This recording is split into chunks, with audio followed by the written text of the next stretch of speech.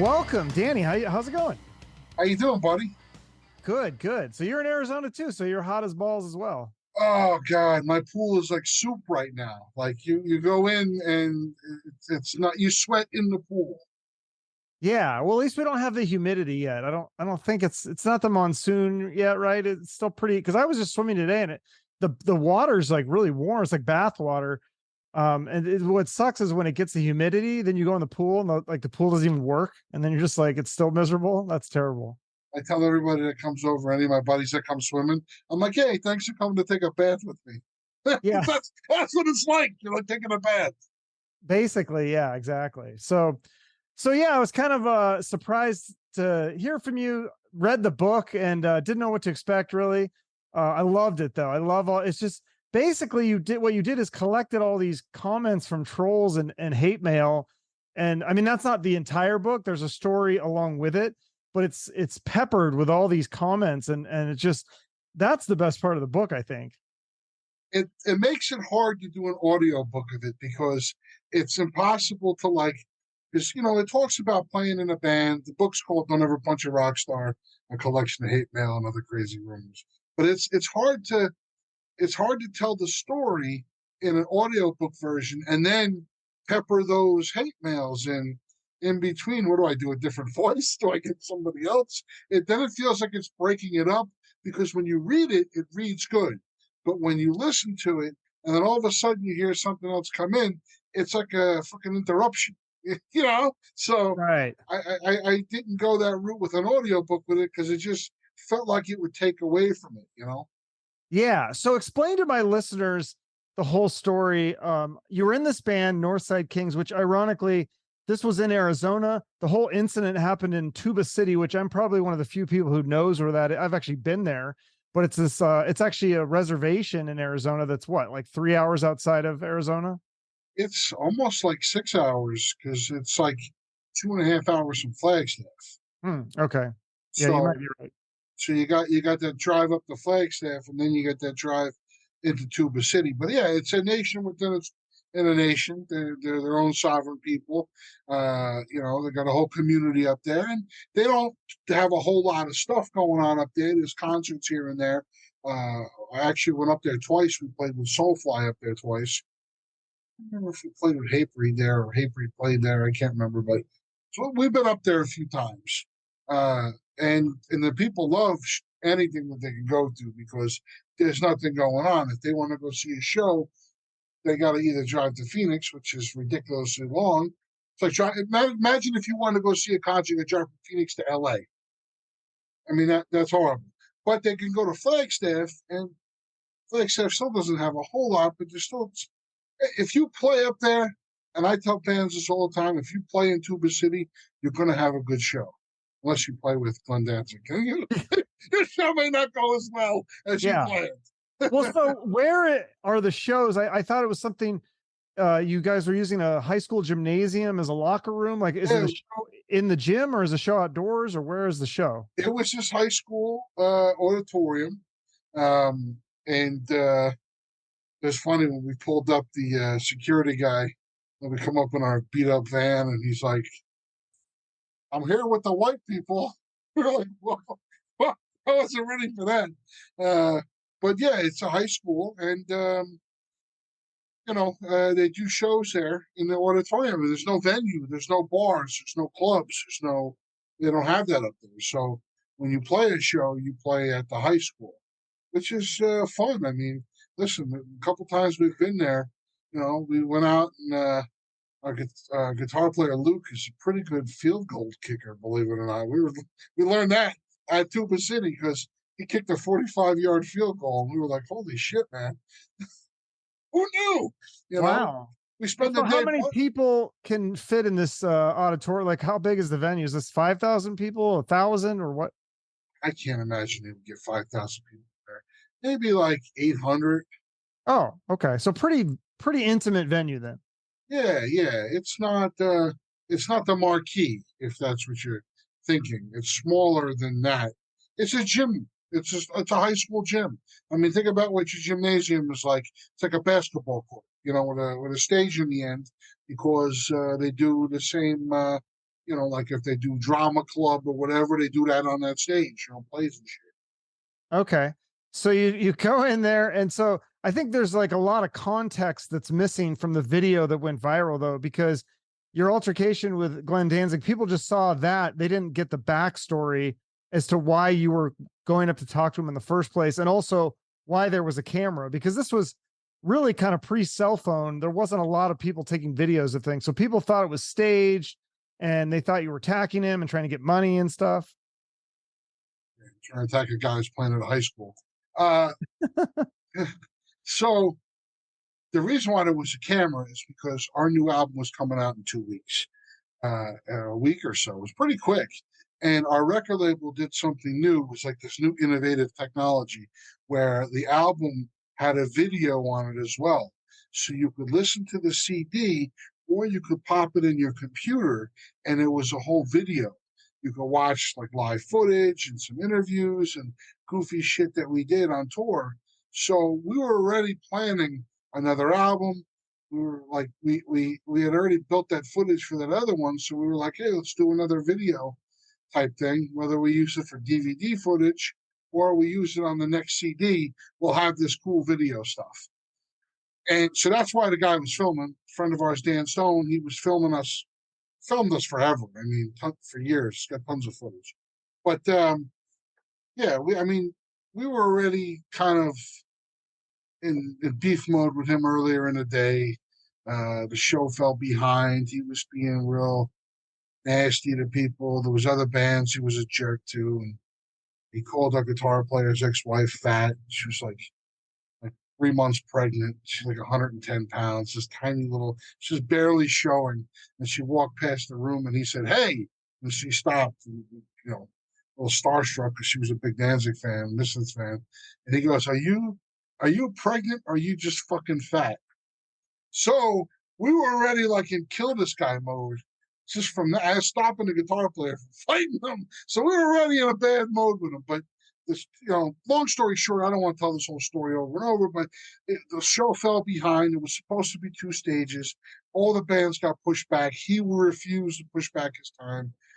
We negotiated with him that because he wasn't going to push his time back, that we would play after him, but he had to say there were other bands playing. Let people know that the show is not over, because when the headliner plays, what do? You leave. That's what everybody does. So if he said, hey, there's other bands, knowing the neighborhood, knowing the community, people would have stayed because they got nothing else to do. So he didn't do any of that. And then what's missing on the video is like 10 seconds. Literally, me walking over and saying, hey, what gives? And him bugging out. I mean, it was that quick. I've never seen anybody react that fast, angry, other than my parents for me doing some dumb shit when I was a kid. Nobody, in the history of people overreacting quickly, I've never seen anybody do that. And what's funny is people always say, oh, you did this to set him up. How the fuck do you set a guy up that quick? I mean, that was insane. The guy just blew up. Like, fuck you, motherfucker. What do you want me to do? Oh, big shot, yelling with all the security guards. And listen, the guy pushed me into a wall. I don't know if he's going to beat me up. He's a karate guy, So I came back and fucking just hit him with a sloppy punch and knocked him out. I got lucky. I didn't get beat up. That's how that works, Yeah. So what was the reaction you were looking? I think you said something in the book, like you were just looking for like him to go, yeah, sorry, my bad. Or like just to kind of apologize or acknowledge that you guys, or even go up there and say, hey, I'm sorry, there's still bands going on. could you have still played? Could you still have the opportunity that would all the people at the venue let you play? The venue, the promoter, everything was already set. And it wasn't just us. It was 3 other bands. There was a band that drove from Canada down to Tuba City, Arizona to play that show. There was a local band here in town. They were called Rapid Fire. They played the night before as well with him. They were also up there in Tuba City and didn't get to play. And there was another band as well. I mean, listen, we all would have played because we wanted to get paid. I mean, that was did you not get paid even for driving all the way up there and all that? No, the promoter booked, man. The police came, FBI guy showed up because it's reservation land. So the promoter was like, woo, we just took off. Like right out the door, the guy took off. It was gone, and you know, just like he had a contract that he was supposed to play at a certain time, we did too. And that was what we had this discussion with him with, because I think we were the only other band that had a contract. I was pretty thorough. I handled all our business, so I didn't know the promoters so well. We did a couple shows with him, but not much. So I had the contract was like we played before him and before Danzig does, and we ended up having to go after just to appease the situation. We'll do it. We just want to, and all our merch was still in there. We do really well up there with merch, so it was a financially it was a good trip for us to play that show. At least that was the intention, because nobody in my band wanted to play it. Everybody in my band did not like anything from Sam Hain or Danzig.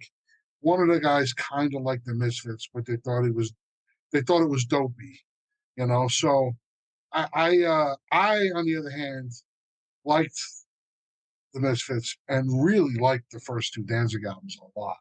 I listened to them a lot as a kid when they came out, so I was really hyped to play the show. Meanwhile, I'm the guy that ended up having to punch the guy. How's that work? Yeah. Have you, I don't know. See, I don't know if you, when you reached out to me, I don't know if you knew that I'd interviewed Doyle from the Misfits, but it was, I mean, I've done almost 400 of these interviews, and that was by far the worst interview I've ever had in my life. The guy gave me like one-word answers.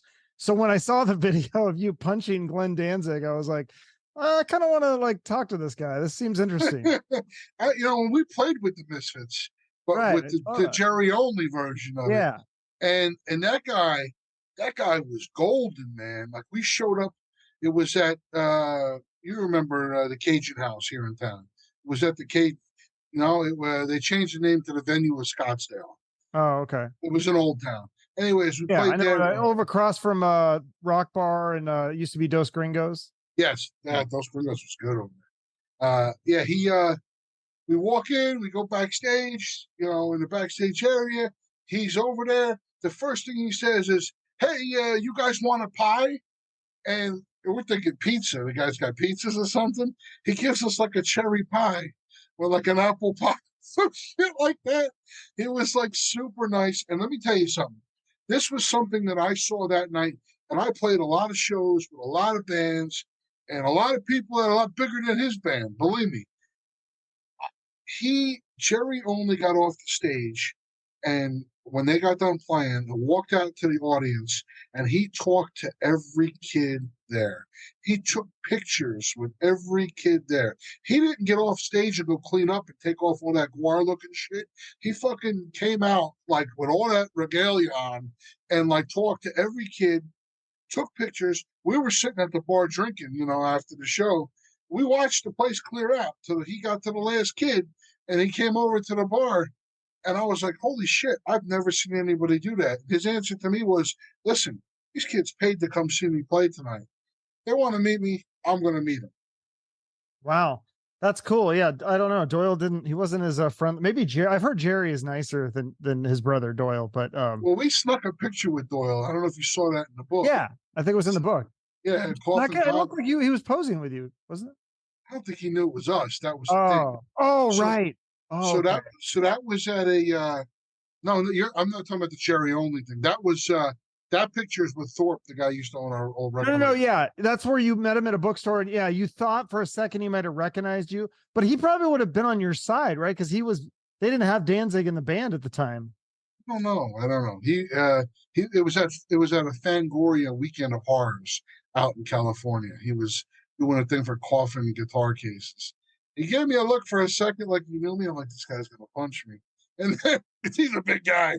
And we took the picture. We ran like little kids, Yeah. Well, so if I could, can I read some of the excerpts of the book? I won't read them all, but can I read? You go ahead and read as many as you want because they're fucking hilarious. I mean, how many are there? I mean, I just wrote down some of my favorite. I'm not going to read all the ones I probably copied like 30, but that's not even half of them. There's probably a couple hundred, maybe. Yeah, and there's a lot that didn't make it, and then there's a lot that were so bad that I just could not put. I couldn't. I mean, between racial comments to comments that were just so explicitly violent. It wasn't funny. It was a little fucked up, you know? Yeah, well, I got you get a taste of that. So I'm going to try to not read too many like horrible ones like that because I don't want people to like then take that clip of me and say, "Oh, look what this guy said." Because I'm just reading what's in your book, which you didn't read it either. Somebody else wrote it to you. Yeah, I'm interested in hearing which ones you picked out. That's always a joy to me to hear what ones people enjoy.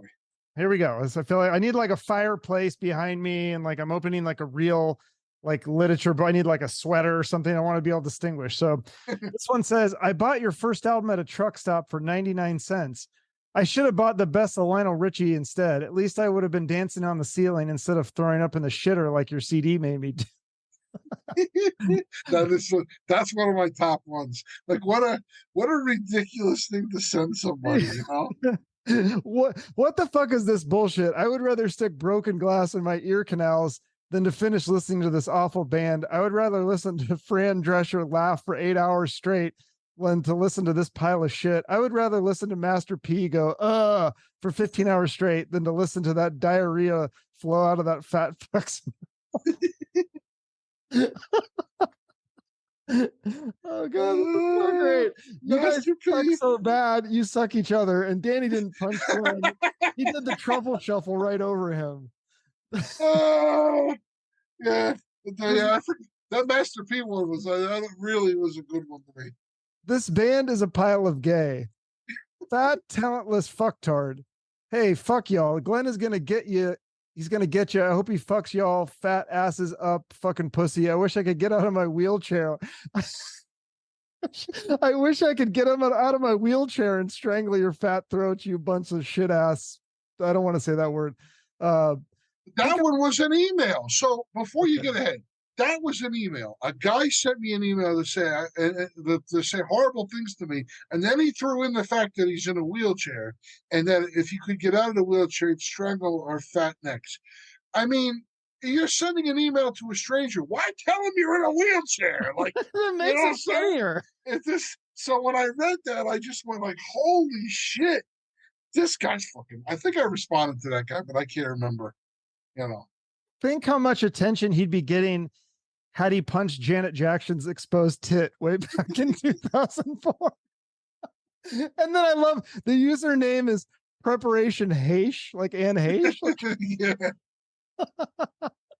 There's a lot of Jenny Craig references, which makes me think some of these are a little dated because I don't even think is that even still a thing anymore? I don't know. I mean, remember, so this book originally, when I put it out, was in 2012. Yeah. And I went back and changed the tone of it because I was a little angrier when I wrote the book originally. Now I'm not.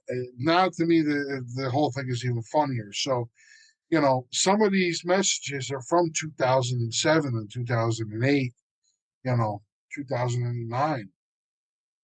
Yeah. What was the one? There was to be honest, the real story is this was over a dispute over a game of Dungeons and Dragons. Like just some of them are so off. There's one that was like kind of clever though. I saw you cheat, cheap shot, I think is what they meant. You're gonna die, my darling. That's pretty because that's like a reference to a Misfits song. That was one of the first ones that I got.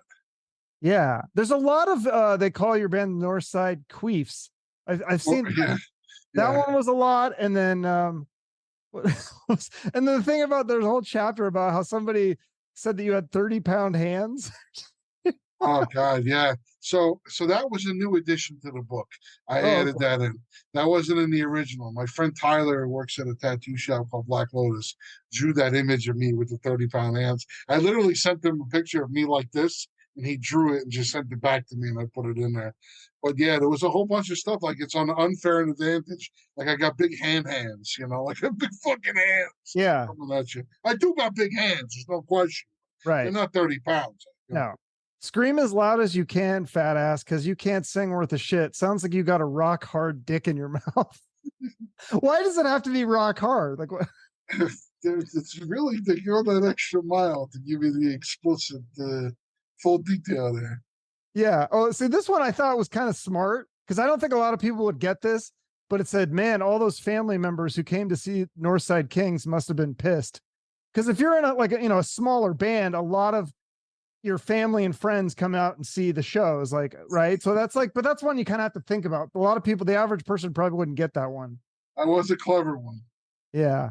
God, there's so many. I was like, some of them are just so there. And the weirdest ones are the ones where like, you should kill yourself and all that. I was like, dude, like, wow, why does that make you so mad? Like, that's what's so strange for me. And you got to think, who are these people? I mean, I personally would not send somebody a message like that, whether or not I was mad at him or not. Yeah. I really wouldn't. I'm fighting right now with a radio station here in town because of my other book. They're kind of using the same logo as the cover of my book, and I've actually sent them a few messages, and they just blocked me. And they weren't even like bad messages. I was like, "Yo, you're stealing my thing. You're kind of knocking me off, this and that," and like they blocked me right away. So clearly, I'm a lot more tolerable of people than other people are. That's for sure. But I wouldn't send some crazy stuff like that. It's nuts. Yeah, that's great. You said that you got bullied when you were in high school too, right? Yeah, middle school and high school. Yeah, I mean, most kids did. I'm not saying I'm some poor, sensitive kid that's just woe is me. But I moved with my family. I went to a Catholic school, and then all of a sudden I went to public school, and it was culture shock. I still believed in Santa Claus in middle school. Kids were like, "What?" Like they didn't go. I fought a kid on the school bus because he said Santa wasn't real, and I was like, "If I don't defend Santa, he's not going to come this year. So I got to let this kid know that Santa." And we got into a fight on a bus. They called my parents, and my parents had to tell me, "Yeah, that shit's not real." Yeah. Or So Santa. you just kind of develop a tolerance and just kind of be able to, I mean, because obviously you could laugh about it. The fact that you put this all in a book, it's not like making you feel depressed or anything. Or, I mean, you're able to laugh most of it off. At first, no. Hmm. uh, at first, you're like, man, and then that's why on that video, if you see, it says on the bottom, notice Danny doesn't have anything in his hands because he actually put out a statement that said, "I cut him with a sharp object and fled the scene." Hmm. I have a statement in the book what he put out. He put it up on his website, The Seventh House, and he put it up on it's up on Blabbermouth, and then it went everywhere after that. But didn't he Uh, change the story too after that? like 20 times. I mean, he's Okay. a politician. You know, he's basically like giving you a different every time he goes to a different place, he got a different story.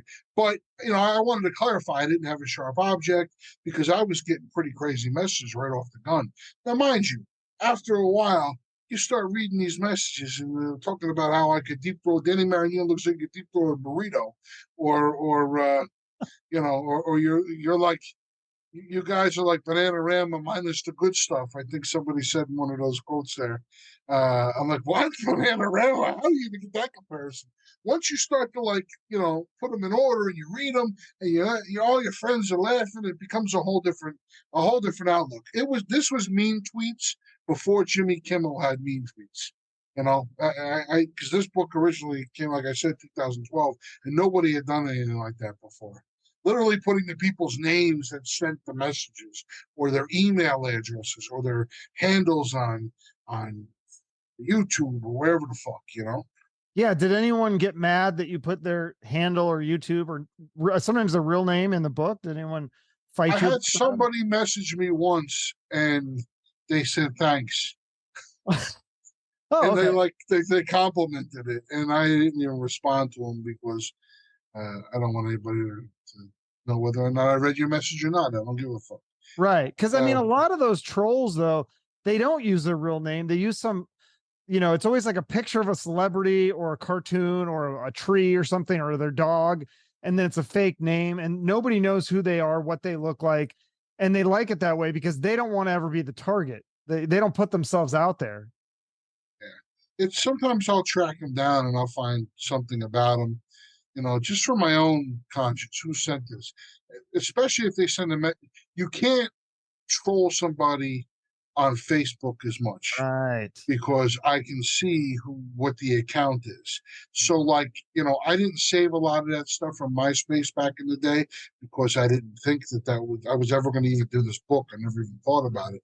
But like in the newer version here, I actually put like this girl for example, sent me a message from, I don't know, it's like from Pomona or somewhere, and she said that you come to Pomona, we curb stomp bitches, and she sent a picture of the guy from American History X curb stomping the guy's face. I mean, I looked at her. I just clicked on her and I found her page. I looked at her page, and she's like got all these kittens and puppies, and like she's got this whole like real persona that's probably to her friends, but she sent this like whack message. It's in the book, that one. I can't remember her name. Yeah.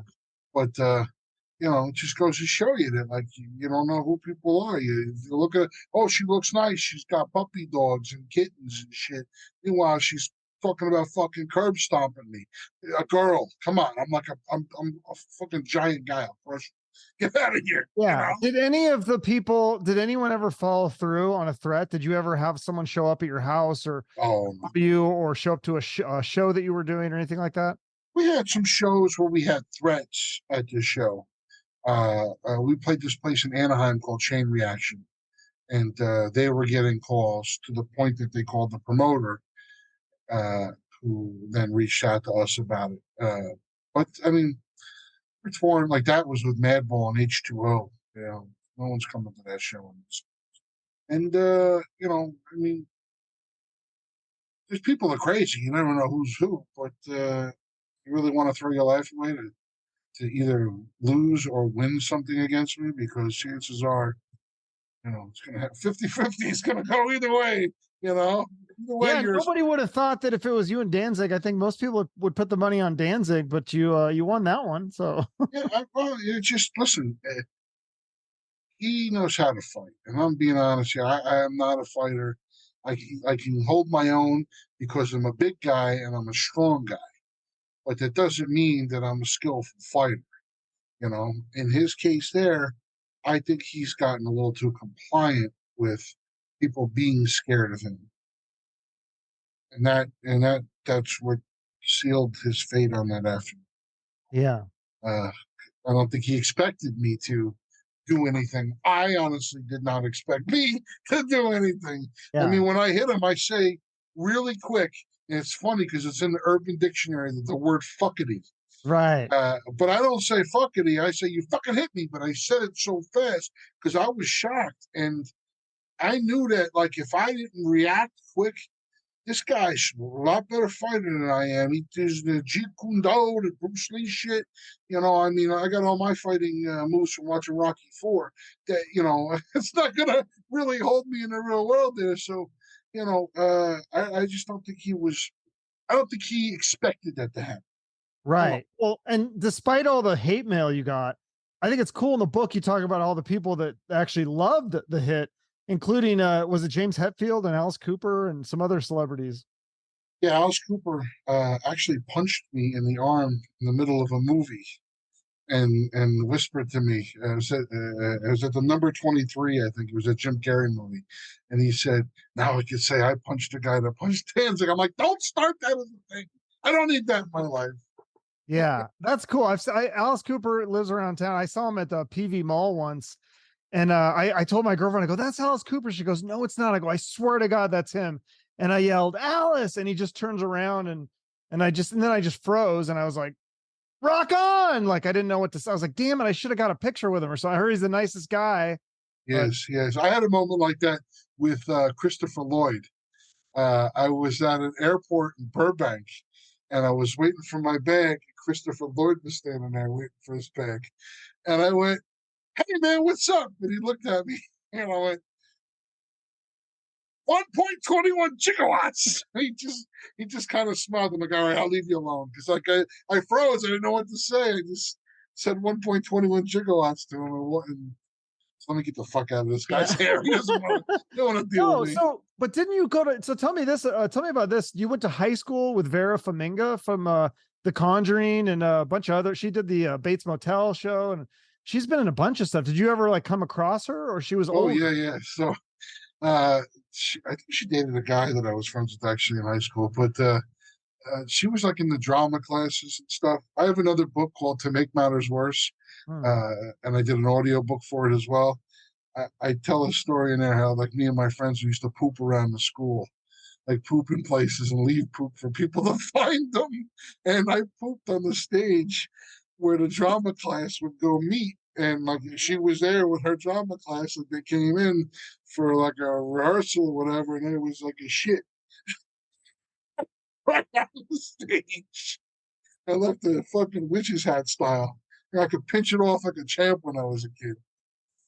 And But yeah, did she have to? She didn't have to clean it up. She called a oh no, I'm janitor. sure they called the janitor or something. That's funny. Wow. But yeah, I mean, then you had a lot of run-ins. Like, I mean, there was it must have been fun being in that band. Obviously, what a lot of people remember is the Danzig Punch, but you played with all like Corrosion of Conformity, Metal Church, Hatebreed, and a bunch of other awesome bands. Yeah, listen, people say to me like, oh, that whole thing with Danzig and blah blah blah blah blah. Yeah, that was a part of our band's history. I mean, there was more to our band than just that, but that was a part of it. We played with a lot of bands. We toured, the U.S.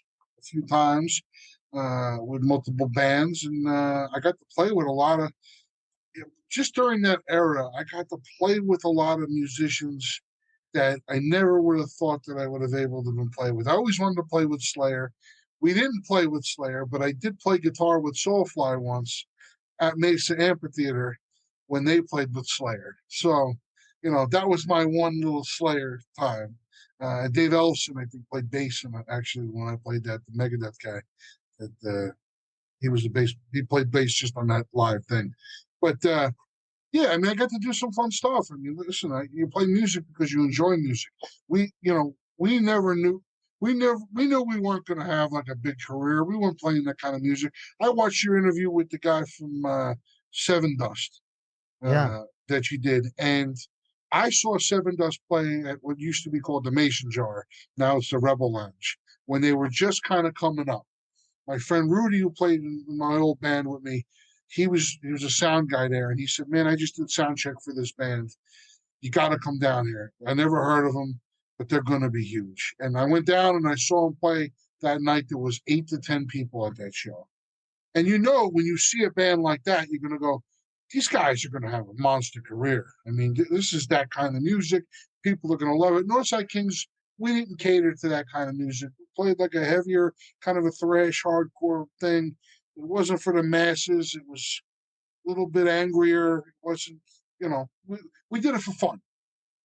Yeah, but when you put your heart and soul into music, which I'm sure you did, and you put a lot of effort and work into making the album and then doing shows and touring and driving to Tuba City for 6 hours, all this effort that you put into this band, and then like some of the music isn't as remembered as this like incident. Isn't that annoying? Because I know just for me as a podcaster, like I put my heart and soul into interviews and I'll get like, 100 views on YouTube. And then it's like I do the shitty interview with the Misfits, and that's the one that everyone brings up all the time. Like, yeah, I saw that interview with Doyle. Oh my god! And I'm just like, oh, okay. Like, isn't that frustrating? It is because, like I said, our album came out 2 weeks after. So everybody that got the album to do a review, what do you think that they started with?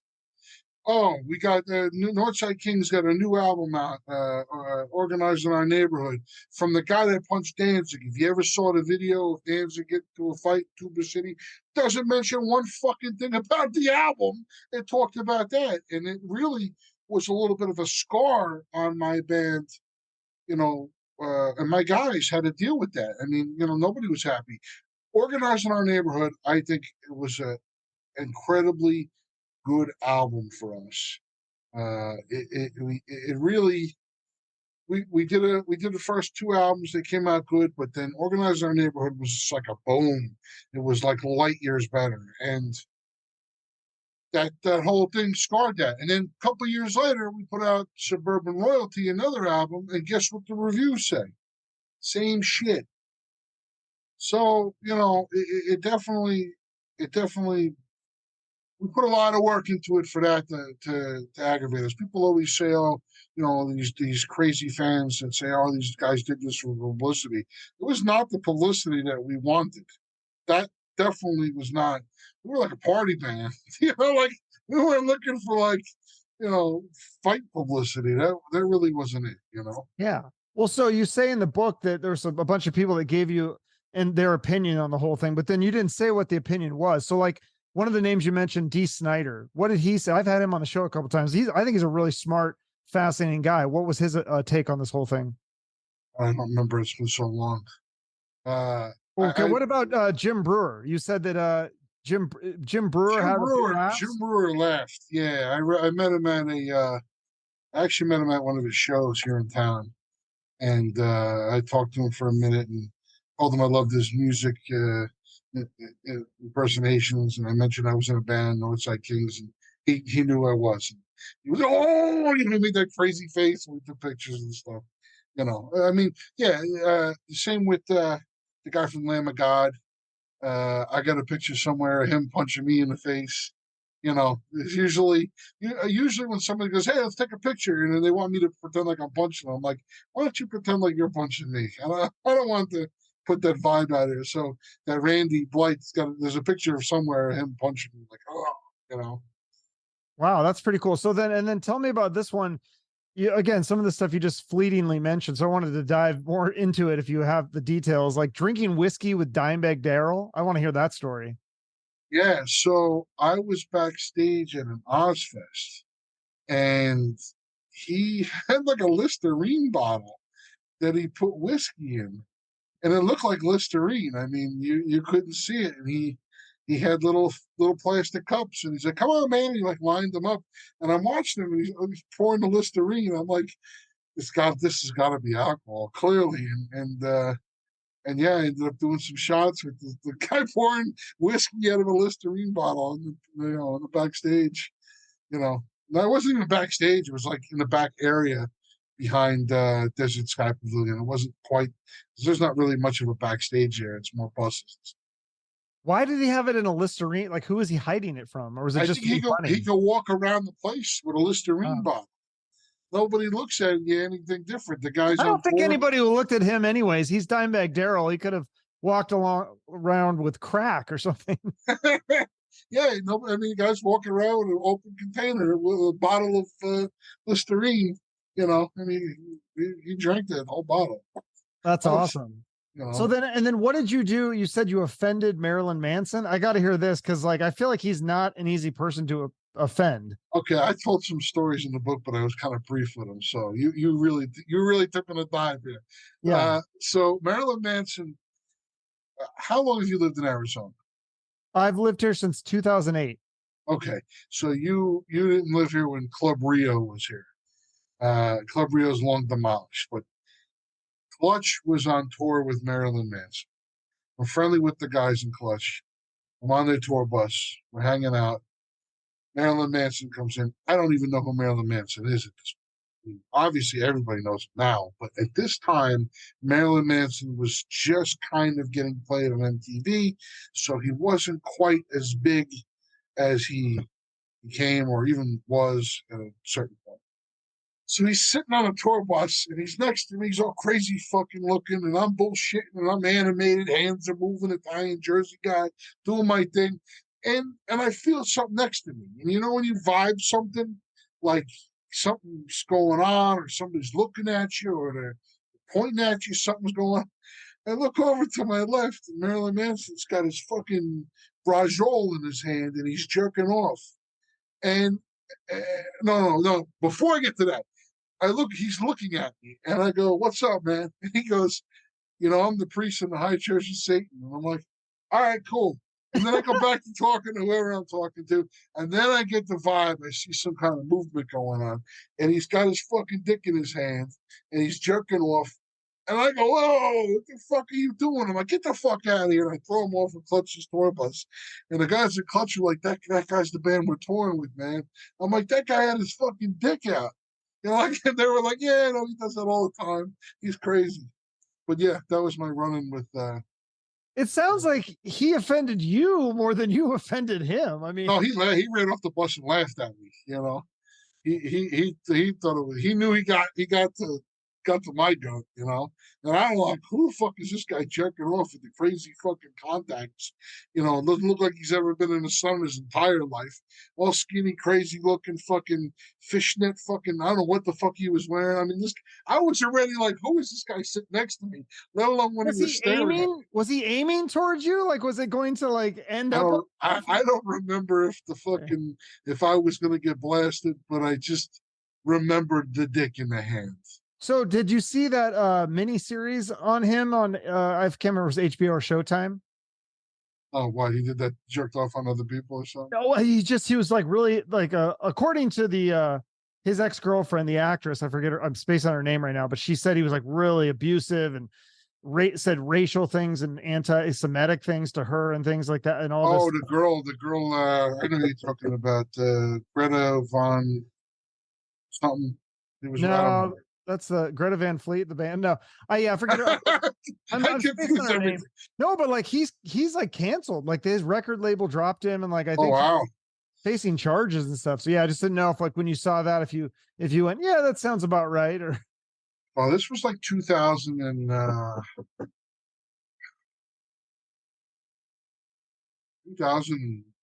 2000, yeah, 2001. maybe yeah, because he after in the '90s is when they kind of blew up, wasn't it? Yeah, Late, may have been even before that. yeah, Club okay. Rio's long gone, so Yeah, wow, that's a crazy story though. yeah, That's right. What a mental case. I'm surprised that they didn't put that one in the book. Is some of this stuff in the other books? 'Cause I know you have a couple other books too, right? I don't really want to tell too many stories about crazy people in other bands. I don't want to talk about other people too much, but I do tell a Megadeth story in this book with Dave Mustaine. That's kind of funny. Yeah, that one is funny. I've had a few stories with other guys in other bands, and there's a few that I didn't even put in the book. There's a whole article on the New Times. If you look back, if you Google it on the Phoenix New Times about Typo Negative and the Deftones in a fight in Phoenix. I was there for all that. I saw some shit go down and almost got into some trouble with that. But you just Google New Times and type one negative. I mean, listen, you play in a band, you're in that. If that's your thing and you're in that field of people, you're gonna have people you're gonna get along with. You're gonna have people you don't get along with. There's a lot of guys in bands that I met that are the greatest guys you've ever met in your lives. That'll give anything to you, give you the shirt right off their back. Like a perfect example, the band Sick of It All or Agnostic Front. Absolutely, unbelievably, the nicest guys you'll ever meet, ever. And there's other bands that you play with. We played with some crazy band called Sugarcult. You ever hear of them? Yeah, Sugarcult. yeah, I have heard of them. We played with them in Upper Darby, Pennsylvania. I guess they were on a Warp Tour, and this was like an off show, and they were super pissed off that they had to play this off show in Upper Darby, Pennsylvania. We didn't. We were okay. What's the difference to us? I mean, we were on tour, and he shows a show, and I was excited because I was a fan of CKY. This was kind of before Jackass was really like a big thing. And those couple of those guys from the Jackass crew were at the show. But the Sugar Cult guys were like super dickheads to us. I mean, they were like complaining how, how we don't do these kind of shows. We're on the Warp Tour now, and this is bullshit. And we're like complaining the whole time. We're like, you know what? Wait till you guys play, because we're gonna bust into your van and steal your beer. We did. So Wow. So are you still friends with some of these guys? Like I think you mentioned Jamie Jasta was your buddies. Are you still friends with him, or is there any? I kind of lost touch with Jamie. I just did some liner notes for Hatebreed. They put out a double Hatebreed album. There's a label in Europe that just put out, I forgot which two albums, maybe Perseverance and another one. And they had some different musicians talk about Hatebreed and stuff. And I did some liner notes in that. I did one for Nail Bomb too. I think the Nail Bomb one's out right now. Where I talked about a little bit about, they did Point Blank and then Proud to Commit Commercial Suicide as a double album, this label. And I did that. But I really haven't talked to Jamie So what are you up to these days? I mean, obviously the band is kind of not really necessarily broken up, but hiatus. You do occasionally one-offs here and there, but so what are Yeah. you up to? Are you involved in the music business or something else or? I've been writing. I got another book out that I really keep busy with called It Blows My Mind. It's all kinds of stuff that I'm completely annoyed by. I'm like a lists guy. So I write these lists down and I keep these lists of things that are stupid that most people are annoyed by, and I point out why it's funny that I'm annoyed by them. And there's cool illustrations throughout the book. And so I make a lot of videos for that, and I'm working on volume 2 right now with the artist. This guy Mick, really good friend of mine, Mick. He's out of Australia. He does like a lot of band stuff, shirts for posters for tours, and he just did this. Are you familiar with Biohazard? Oh yeah, Evan Seinfeld and Yeah. So Biohazard's doing some shows again, and they played with Sheer Terror in New York. And my buddy Mick, who did my book, he did this knockoff of Biohazard's Urban Discipline album cover, but it said Sheer Terror, and it wasn't the kid doing jump rope. It was like an old skinhead, and it said Bourbon Discipline instead. It was really cool, really well done. So he does a lot of stuff like that, and he's doing a new book. I stay busy making YouTube videos and Instagram videos. It blows my mind, you know. so what's some of the shit that annoys you that I obviously don't give away the whole book, but is there something that you can mention here? I got it here. Yeah, give us a Just preview here. let's just pick a page here. 69. 69. Okay, that's a funny number to pick. Let's see what's Sure. on. Oh, oh no, that's 70. Hang on my Yeah, glasses. close enough. 69 is an image, so I'm going to have to do the page before it. Drinking coffee from a glass. I may have mentioned drinking water from a coffee cup as a horrible experience. Oddly enough, I find drinking coffee from a glass just as nauseating. And it's got the guy, drinking coffee, out of the water or Does whatever. anyone do that? I feel like I've They rarely. do. They do. People do. You see, like in movies too. They just fill up their coffee cup at the water fountain at work. And I'm like, oh, I used to see it all the time when I worked in an office. But yeah, I mean that one maybe is not my favorite. But counting a pregnancy by weeks. So there's a lot of illustrations, with a guy that kind of looks like me. Counting pregnancy by weeks. Why do I have to be a mathematician to understand you're 4 months pregnant? I get it. You go by trimesters and shit, but I go by months like the rest of the fucking world. You know? Well, I think a lot of this shit must come from social media because everyone is just so, I mean, and I'm probably guilty of it too, is just so narcissistic on social media. It's all about me. And like a lot of people probably say, who cares? I think that's kind of the theme of social media a lot of times is, why do I need to know this? Why do I need to know what the guy I had high school biology with had for lunch today? Everybody posts everything. Yeah. Yeah. And there's a lot of stuff that like we all deal with, like with COVID, blowing out the candles. This is one I thought of during that time. I always wondered what your Aunt Helen's saliva tasted like. Those 90-year-old teeth and that mustache mixed with a strong spray of spit is a combo no one should endure, let alone all her relatives. Can we stop blowing out the bullshit candles already? Wishes don't come true. Sounds inspiring. Awesome. Well, that book is out now, right? And then what is this one called? Is it just called Don't Punch Rock Stars, or was there was like a full longer title, right? Or Don't Ever Punch a Rock Star? Yeah, Don't Ever Punch a Rock Star, a collection of hate mail and other crazy rumors. That's the newest one that's out now through DeWolf Publishing. You can get it on Amazon as well. Just search Danny Marianino on Amazon. You'll find all my books will all come up. Okay, cool. And then I always end promoting a charity or a nonprofit. Is there something that you want to give a shout out to here? Yeah, I'm really into Alice Cooper's organization for kids. It's called Solid Rock or Rock? Solid Rock, yeah. Yeah. Alice Cooper Solid Rock Teen Center. So what they do, people do give donations. It helps them run the facility for it, and there's all kinds of people that teach kids the arts there that like do it on volunteer basis, like guitar lessons or singing lessons or drums, teaching them video stuff, editing, all that stuff, and it's done for kids up to like I think the age of almost 20 years old. You can go there and get lessons for free and learn the arts, where maybe kids couldn't afford lessons today. This is an opportunity for them to really excel, learn more. And Alice Cooper's really doing a great job. He's got 2 facilities in the Valley here. Yep, I promoted that one before. Great organization, great man, Alice Cooper.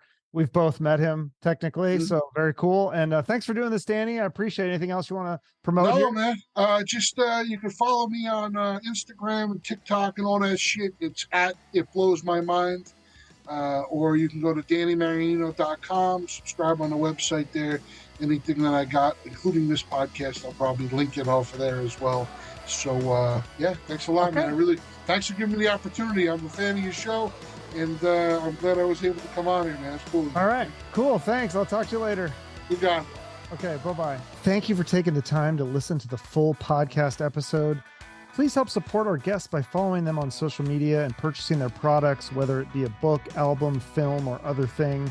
And if you have a few extra dollars, please consider donating it to their favorite charity. If you want to support the show, you can like, share, and comment on this episode on social media and YouTube. And if you want to go the extra mile, you can give us a rating or review on Spotify, Apple Podcasts, or Google Podcasts.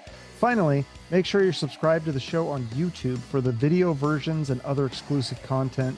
We appreciate your support. Have a great rest of your day and shoot for the moon.